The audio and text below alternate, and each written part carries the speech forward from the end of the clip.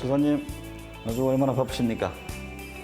어쨌든 1인 2역 하느라고 좀 바쁘긴 하죠. 그러니까요. 지난번 3박 4일로 전국 한 1,200km 쭉 도셨잖아요.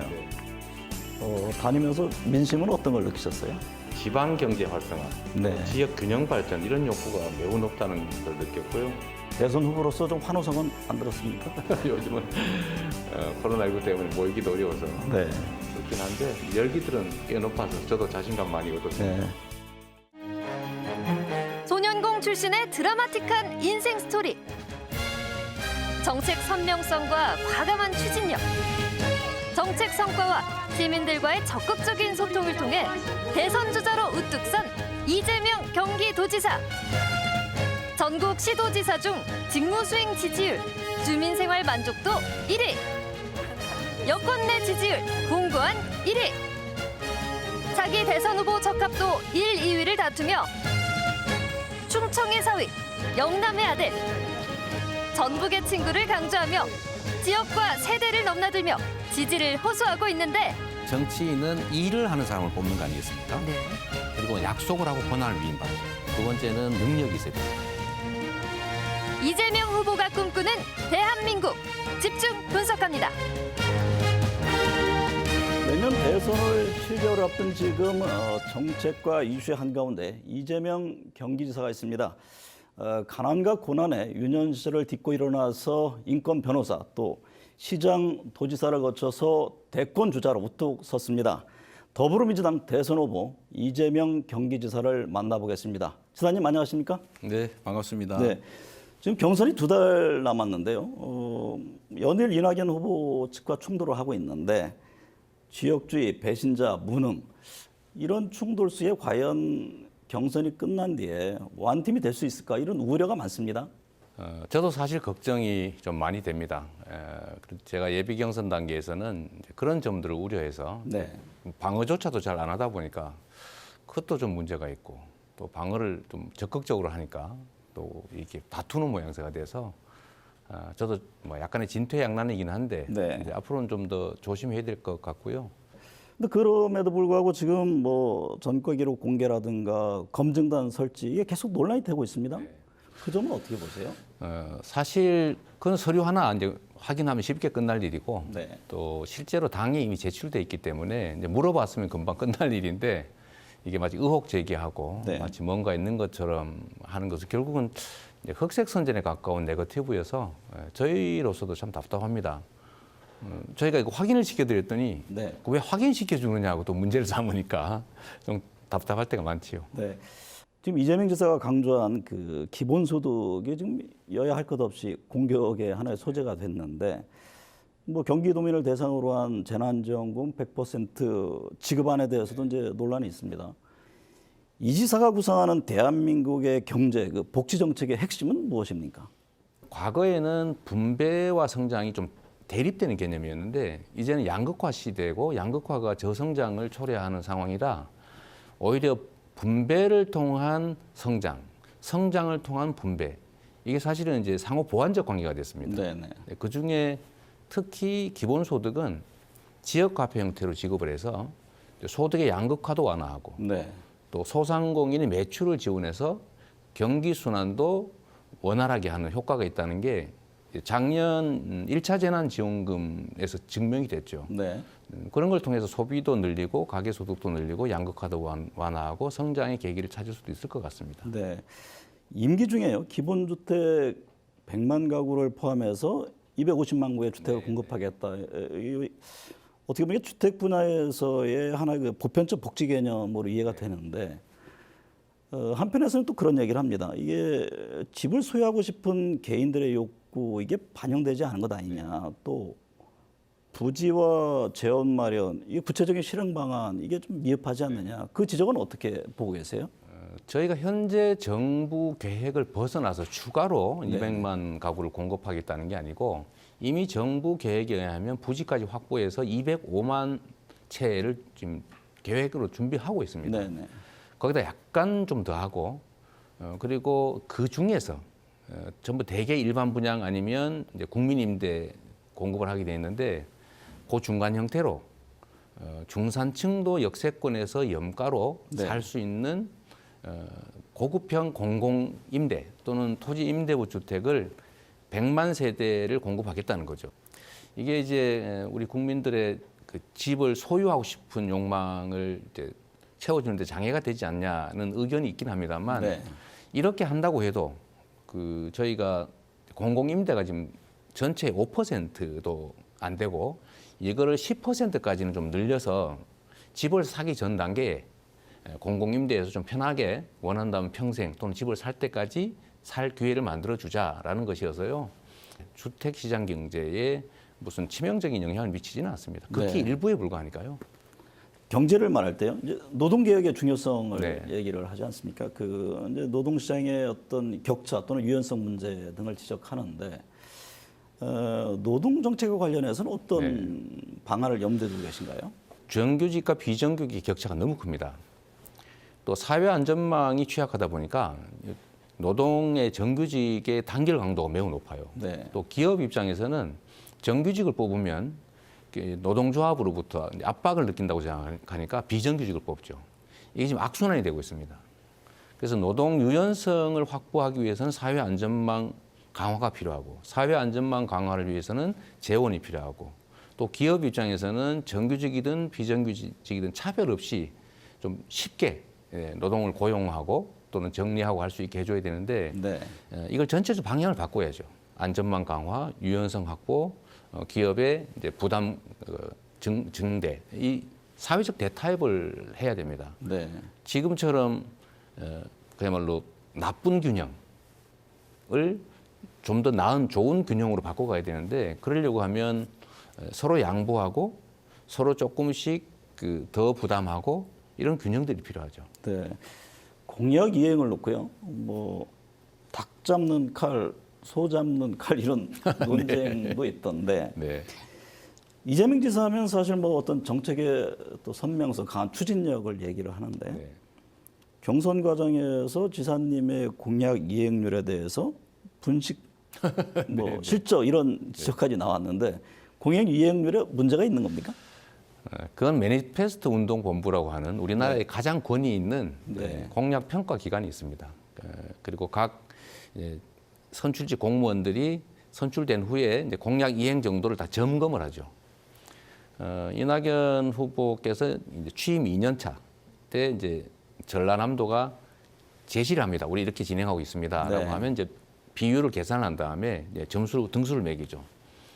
그때 이제 전남도 같은 경우는 이제 최하 등급을 받으신 거고요. 25% 정도 이행했다. 저는 이제 2000년도 기준으로 하면 훨씬 더 SA 등급, 최고 등급을 받았죠. 당연히 이제 이행률을 따져서 한 겁니다. 이건 객관적 수치에 의해서 매니페스토 운동본부가 제시한 기준에 의해서 평가받은 것이어서요. 네. 뭐 지방자치단체장으로 높은 점수를 받았지만 국회의원이라든가 이제 중앙행정금이 네. 없지 않느냐. 그래서 국정 경험 부족을 지적을 하는데 네. 그 부분에 대해서는 어떻게 받아들이시나요? 국회의원은 사실 감시 견제 기관이어서 네. 그 국정 전체를 알기가 사실 어렵습니다. 오히려 지방 정부는 종합 행정을 하기 때문에 우리 경기도 같은 경우는 외교, 국방 그 부분을 뺀 나머지는 종합 행정으로 다 하고 있죠. 또 한 가지 제가 말씀을 좀 드리고 싶은 것은 이제 자랑 삼아 말씀을 드리면 제가 이제 그 성남시장을 할 때는 여소야대였습니다. 그러니까 야당이 훨씬 숫자가 많아서 네.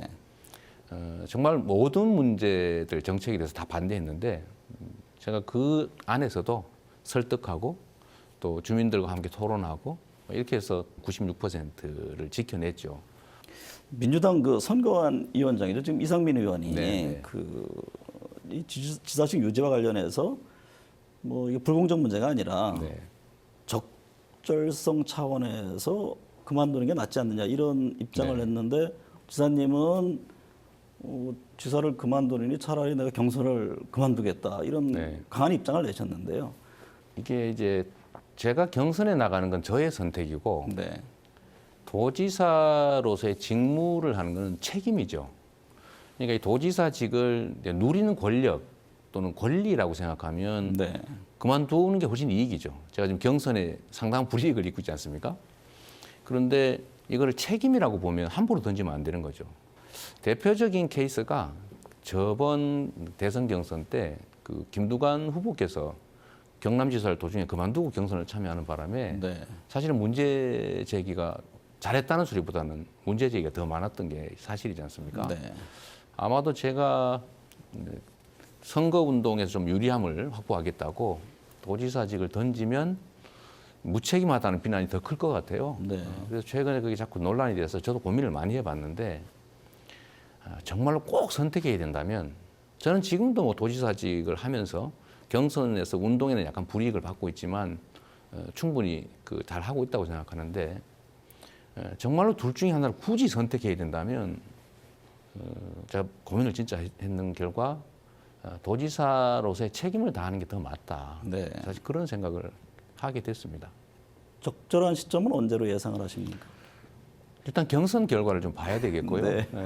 그게 알 수 없지 않습니까? 네. 그러나 경선에서 유리함을 점화하기 위해서 이 1,380만 도민이 맡긴 책임 이걸 던지는 건 아닌 것 같습니다. 네. 대한민국이 남북 문제가 중요하지 않습니까? 그렇습니다. 외교 안보. 이 남북 문제와 관련해서 이재명 지사의 정책 방향이 궁금합니다. 균형 외교가 정말로 중요하다고 생각해요. 그리고 그 균형 외교의 중심점은 국익이다. 네. 그래서 실리적인 균형 외교 이걸 반드시 지켜내야 된다고 생각하고요. 우리가 선택당하지 말고 우리가 주체적으로 선택해야 된다. 그리고 한미 관계는 혈맹의 관계이기 때문에 네. 우리 안보에도 크게 도움이 되고 있지 않습니까? 그러니까 이 한미 동맹, 한미 관계도 더 심화시키고 더 합리적으로 발전을 시키는데 역시 균형을 좀 맞춰야 된다라는 네. 생각을 하고요. 또 한 측면으로 중국과의 관계는 우리가 전략적 협력 동반자 관계 이렇게 규정을 하는데 경제적으로 우리가 매우 깊은 관계가 있고 또 지리적으로 가깝기 때문에 거기와 단절할 수가 없어요. 네. 그래서 거기도 전략적 협력 동반자 관계라고 하는 것을 좀 더 발전을 시키는데 이 두 가지가 우리한테 충돌되지 않도록 우리가 이용당하는 게 아니라 우리가 활용하는 방향으로 가야 된다. 네.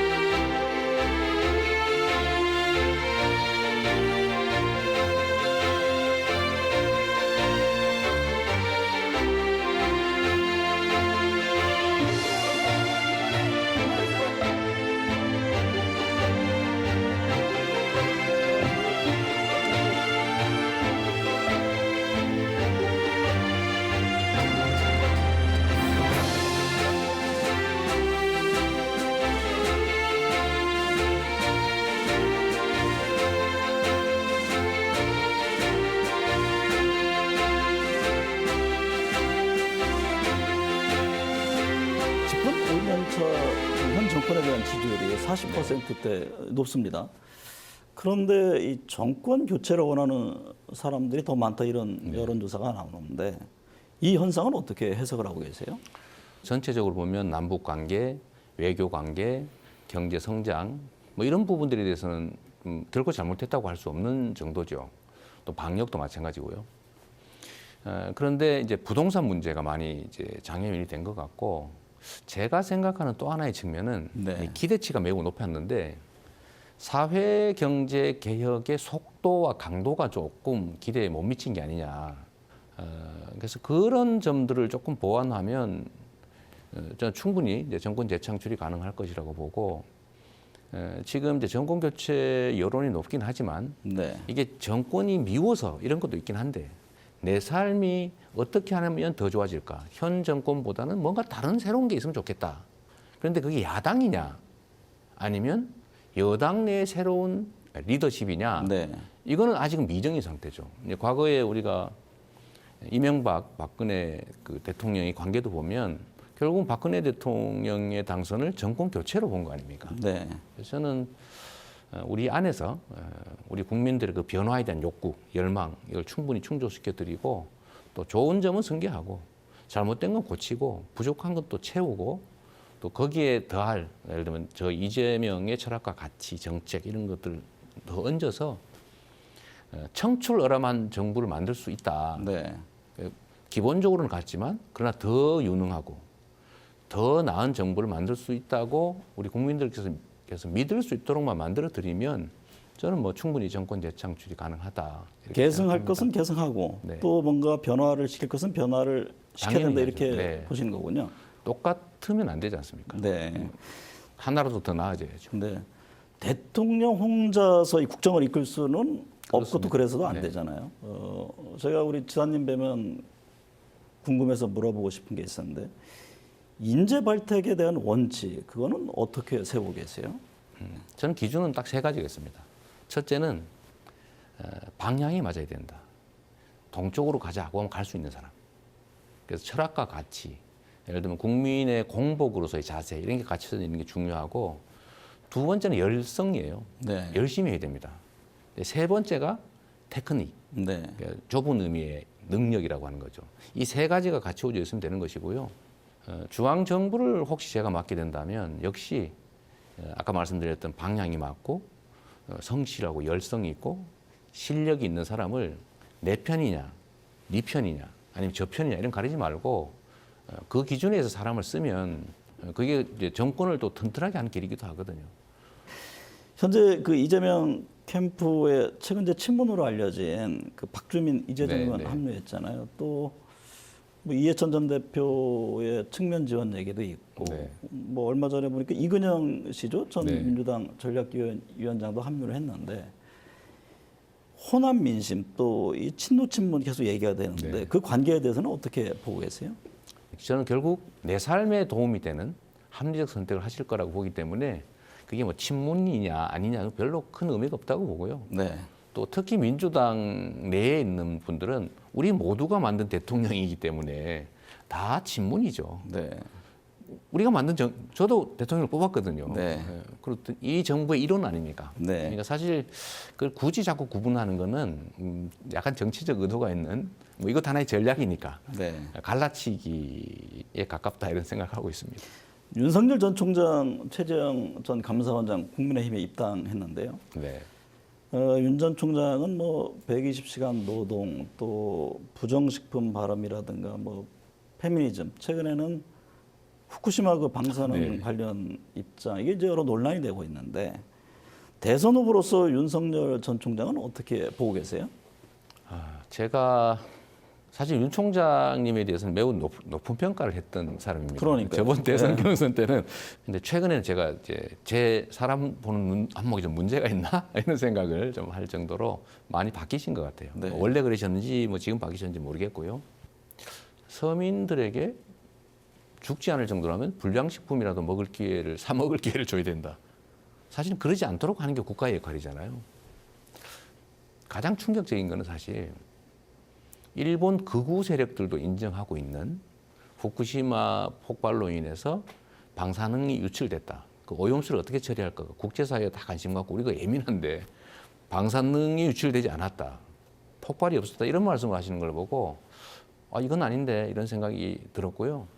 근데 공부를 열심히 하셔야 되는데 사실 국정에 대해서 충분한 지식 또는 이게 역량이나 이런 게 있어야 되잖아요. 네. 뭐 지금 채운다는 것도 좀 이상하긴 한데 채우면 잘 채워야 되잖아요.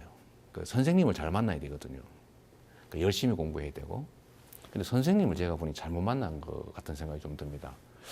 혹시 일본 극우 세력을 대표하는 분을 선생님으로 두시거나 아니면은 정말 퇴행적인 그 과거 구태 정치인을 혹시 교사로 두신 거 아닌가 하는 생각이 좀 들어서 좀 선생님을 좀 빨리 바꾸셔가지고 좀 국민을 위한 국가를 위한 역량을 키우는 좋은 공부 빨리 좀 하시면 좋겠다 이런 생각이 들었습니다. 윤 전 총장이요 여전히 그 야권의 최종 주자가 될 것으로 보십니까? 저는 지금 현재 이제 야권이라고 하는 게 이제 과거 촛불혁명으로 이제 역사 뒤로 밀려났던 세력이 다시 부활하고 있지 않습니까? 네. 사실 이제 역사적 입장이나 국민의 입장에서 쉽게 동의할 수 없는 현상인데 왜 이분들이 지금 현재 지지율을 높게 받고 있느냐? 이유는 이제 심판론 때문이죠. 그래서 야권 후보들은 자신의 역량으로 발광하는 게 아니고 자체 발광을 하는 게 아니고 네. 정권 심판론이라고 하는 것을 반사하는 역반사체라고 저는 생각하는데 그 역반사체라는 측면에서는 반사광이 제일 큰 게 윤석열 전 총장이시기 때문에 저는 그 부분이 끝까지 가장 강력한 야권의 후보가 될 거다라고 봅니다. 오는 10월 그 민주당 대선 후보가 최종 결정이 나는데요. 네. 10월 10일 과반 승부가 날 건지 아니면 결선 투표까지 이어질 것으로 보시는지요? 민심이라고 하는 것은 정말 하늘의 뜻이어서요. 저희는 최선은 다하는데 결과는 제가 정할 수 없는 것이기 때문에 현재 주어진 환경에서 제가 할 수 있는 최선을 다하고 결과는 하늘의 뜻에 우리 민심에 맡기려고 합니다. 네. 이재명 지사는 하기 싫은 일, 할 수 없다고 생각했던 정책들을 과감히 추진해서 그 결과로서 일 잘하는 행정가라는 명성을 쌓았습니다. 대선을 앞둔 지금 이 지사를 둘러싼 논쟁은 진행 중입니다. 대전환의 시대, 과연 대한민국은 어떤 리더십을 선택할까요? 오늘 함께해 주셔서 감사합니다. 네, 감사합니다.